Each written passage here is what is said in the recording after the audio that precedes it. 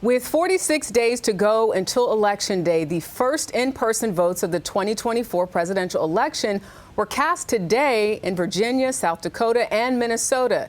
And tonight, there are new concerns about election night chaos in the battleground state of Georgia. That's because today, the state's Republican-led election board passed a controversial measure requiring every single ballot to be counted by hand. CBS's Scott MacFarlane is in Atlanta looking into how that could all play out.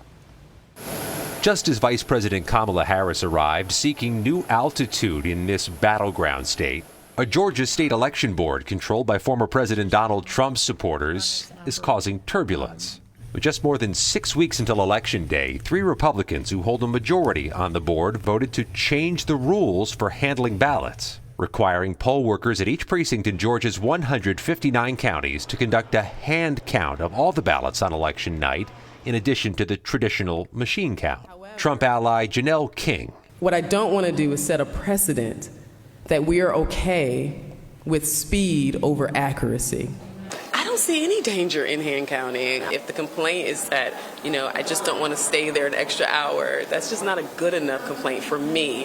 An idea opponents blistered as an attempt to slow the vote count. We are talking about all these last-minute changes, and it makes me question whether members of this board are operating in good faith.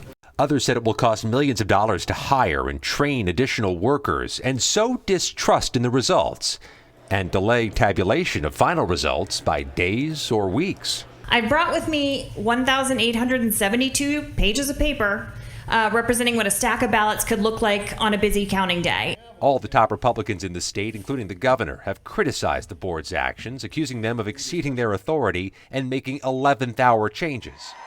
Trump, meanwhile, has lauded and thanked the board members for considering new rules. They're on fire. They're doing a great job. 3 members.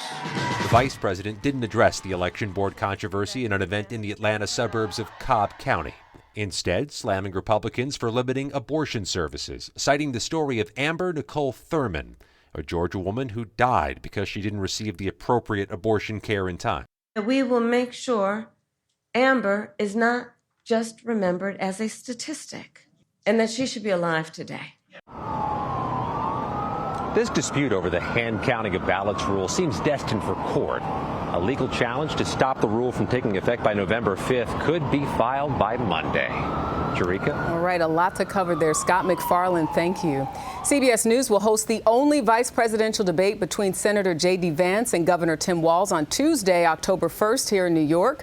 Norah O'Donnell and Margaret Brennan will moderate. You can watch our live coverage on CBS, our streaming platform, CBS News 24/7, and Paramount Plus.